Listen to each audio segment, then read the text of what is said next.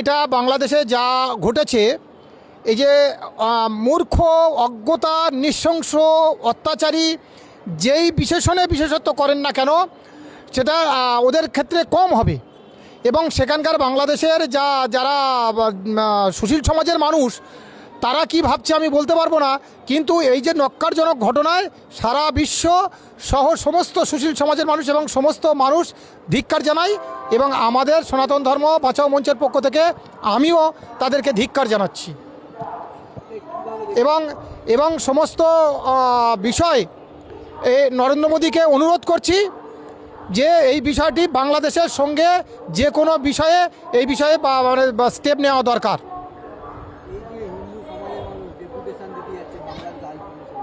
হ্যাঁ,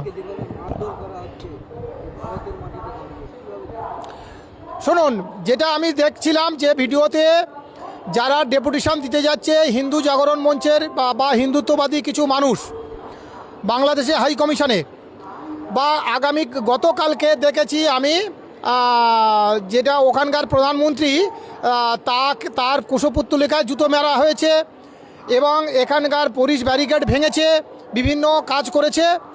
এগুলোতে আমি স্বাগত জানাচ্ছি, ক্লিয়ার পরিষ্কার কথা, এগুলো আমি স্বাগত জানাচ্ছি এবং এটা হওয়া উচিত। কিন্তু যারা যে হিন্দুত্ববাদী এই কাজগুলো করছে সনাতন ধর্ম দীপু দাসের বিরুদ্ধে সম্মানার্থে, তার শাস্তি তার অপরাধীদের শাস্তির দাবিতে আমি তাদের কাছে অনুরোধ করছি, তারা কেন ভারতের স্বরাষ্ট্র দপ্তরে সেই ডেপুটেশনটা দিচ্ছে না। আমি তাদের কাছে অনুরোধ করছি বা তাদের কাছে জিজ্ঞাসা করছি, বা সনাতন ধর্মের মানুষ, যারা বুদ্ধিজীবী মানুষ, জ্ঞানবান মানুষ, তাদের শিক্ষিত মানুষ, তাদের কাছে আমি আবেদন করছি বা প্রশ্ন করছি, তারা কেন প্রধানমন্ত্রীর দপ্তরে এই ডেপুটেশনটা দিচ্ছে না। কারণ বাংলাদেশে যদি কিছু ঘটনা ঘটে, সেই ক্ষেত্রে আমাদের ভারতের বা বাংলার অধিবাসীদের বিশেষ কিছু করার থাকে না। সেই ক্ষেত্রে আমাদের এখানকার প্রধান দায়িত্ব যিনি থাকবেন তিনি হচ্ছেন প্রধানমন্ত্রী এবং স্বরাষ্ট্রমন্ত্রী।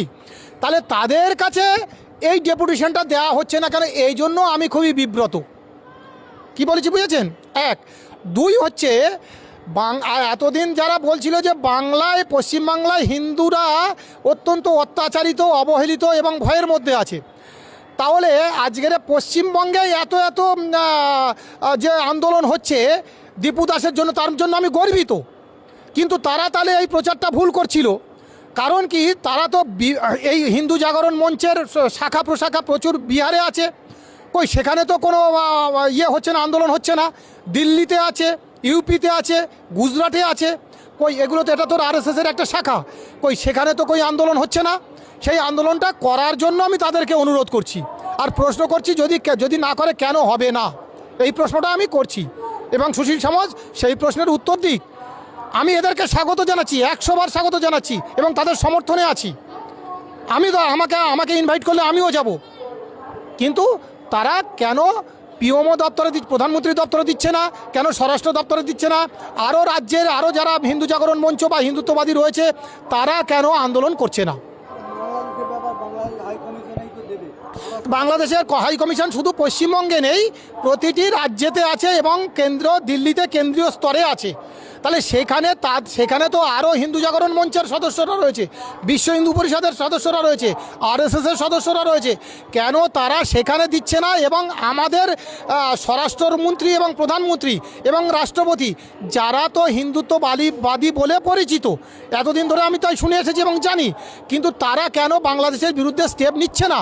তা আমি তাদেরকে বলছি, যদি মোদির হিম্মত থাকে তো ওই তো পাকিস্তানে তো একটা অপারেশন সিন্দুর করেছিল, তাই এখানে একটা অপারেশন ত্রিশূল করে দেখাক। যদি হিম্মত থাকে তাহলে আমি মনে করব যে ওই দীপু দাসের আত্মার শান্তির জন্য আমরা সঠিক কাজটা করেছি। আর নতুবা এইখানে এসে লোক দেখিয়ে বাংলাটাকে অশান্তি করে তৈরি করা, এটাকে আমি পছন্দ করি না।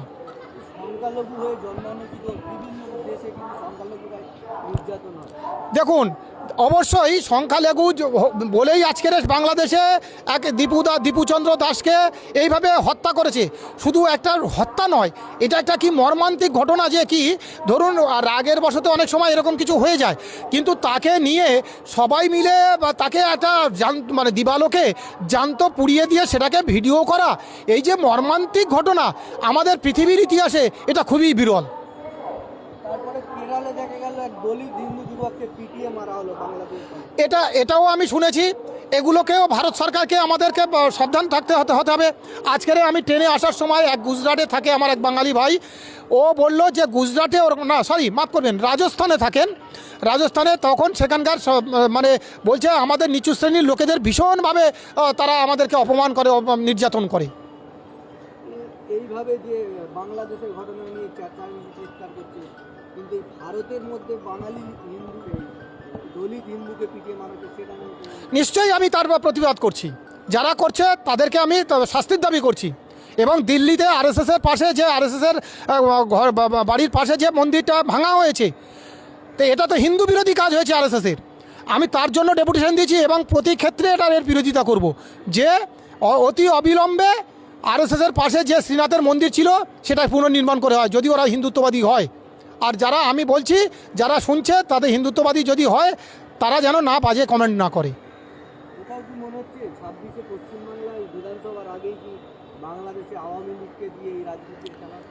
বা দেখুন, একটা যে এটা হুমায়ুন কবিরকে দিয়ে বাংলাতে এই খেলাটা খেলাচ্ছে, হ্যাঁ, এবং আগামী দিনে এইভাবে মানে সাম্প্রদায়িক উস্কানি দিয়ে এই বাংলাটাকে অশান্তি করা হবে, যাতে করে বাংলার মানুষ স্বাধীনতা এবং উন্নয়ন সম্পর্কে কোনো রকম সুস্থ চিন্তাভাবনা না করতে পারে।